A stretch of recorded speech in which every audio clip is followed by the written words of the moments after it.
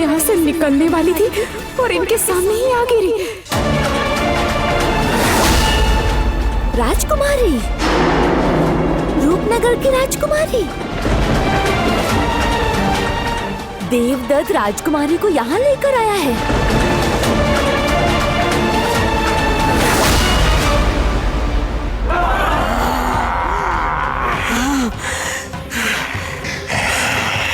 खड़े होकर देख क्या रहे हो? इन दोनों राजाओं का खून पीना है ना तुम लोगों को? खत्म कर डालो इन दोनों को। छोड़ो छोड़ो मुझे। अगर मुझे एक बार मौका मिला तो मैं तुम्हें छोड़ूंगा नहीं। नहीं, रुक जाओ। नहीं खुशखुश रानी, नहीं, रुक जाओ खुशखुश रानी, ऐसा मत करना, दया करो, रुक जाओ।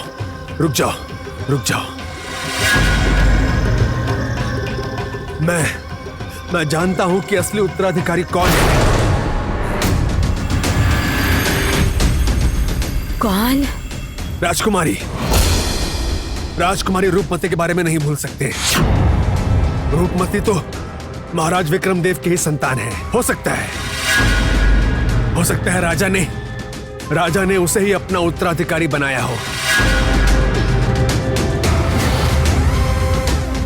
राजकुमारी रूपमती, एक साधारण कमजोर किशोर को उत्तराधिकारी बना दिया राजा ने। उस देव कन्या को छोड़कर राजा ने राजकुमारी को उत्तराधिकारी क्यों बनाया? राजकुमारी, रूपनगर की राजकुमारी यहाँ पर कैसे? रूपनगर की राजकुमारी। तो आश्चर्य की बात। शांत हो जाइए, मेरी बात तो सुनिए। एक बार शांत हो जाइए। हाँ, रुको, मैं समझाता हूँ। आप लोग शांत हो जाइए। देखिए, ये बिल्कुल निर्दोष है, इन्हें कुछ मत करना। रघुराज, बात सुनिए।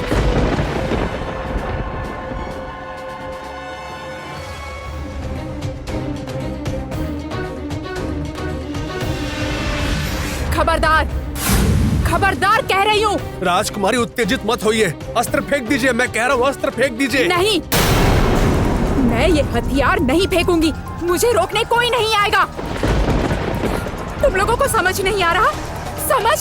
मैं तुम लोगों से बार-बार कह रही हूँ, मुझे जाने दो। इतना बड़ा सर्वनाश तुम अपने साथ लेकर आए हो देवदत्त।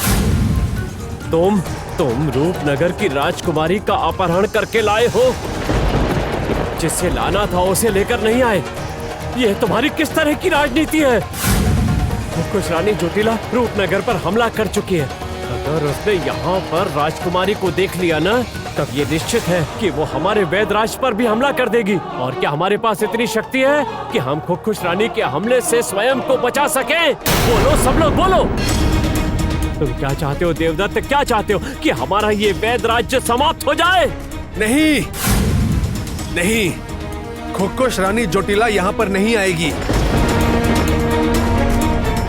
तुम भूल रहे हो रघुराज कि मैं भी वैद्यराज को उतना ही पसंद करता हूँ जितना तुम करते हो। शांत हो जाइए आप लोग, शांत हो जाइए। मैं उन्हें यहाँ लेकर आया हूँ क्योंकि उसके पीछे एक वजह है।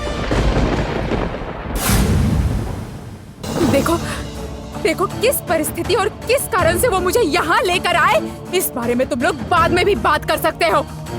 तुम्हारी इस समस्या में मुझे मत लेकर आओ। मैं तुमसे बार-बार एक ही बात कह रही हूँ, मैं तुम्हारी दुश्मन नहीं हूँ। मेरी समस्या तुम लोग समझ क्यों नहीं पा रहे हो? मुझे जाने दो यहाँ से, जाने दो मुझे।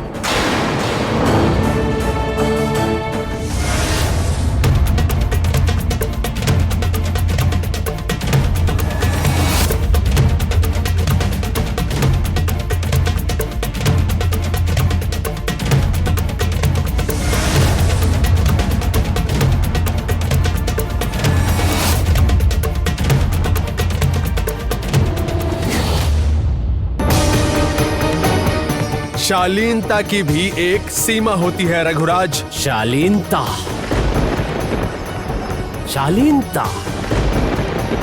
शत्रु की दुर्बलता का लाभ उठाकर जो शत्रु की बेटी को उठाकर लाता है, ऐसे व्यक्ति से मैं शालीनता नहीं सीखूंगा देवदत्त। लेकिन उससे पहले तुम मेरे एक प्रश्न का उत्तर दो। यदि तुम राजा को बंदी बनाकर नहीं ला पाए तो उसकी बेटी को बंदी बनाकर क्यों लाए? क्यों देवदत्त, क्यों? बताओ, राजकुमारी के साथ क्या संबंध है तुम्हारा? जबान संभाल कर बात करो रघुराज। मैं जो कह रहा हूँ सच कह रहा हूँ।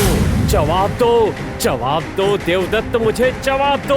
क्यों तुम राजकुमारी को लेकर आए हो? जवाब दो। अब तुम हद से ज्यादा बढ़ रहे हो रघुराज।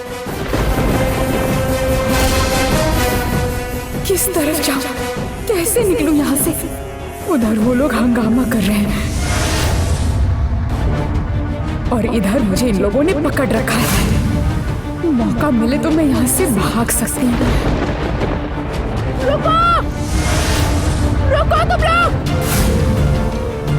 छोड़ो! तुम लोग मेरी बात क्यों नहीं समझ रहे हो? क्यों नहीं समझ रहे मेरी बात?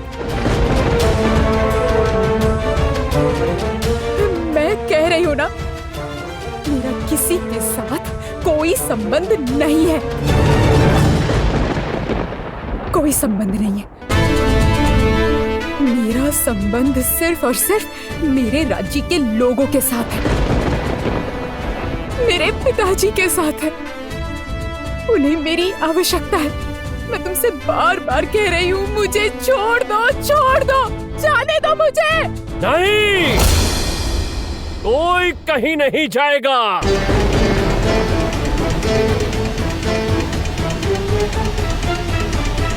इतना बड़ा संकट तुम क्यों लेकर आए हो देवदत्त?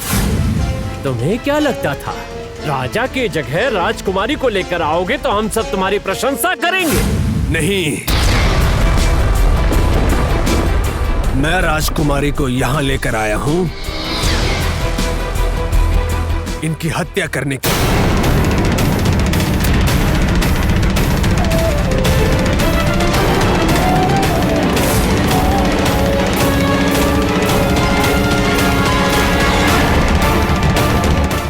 राजा को नहीं लेकर आ पाया, इसीलिए उनकी बेटी को ले आया।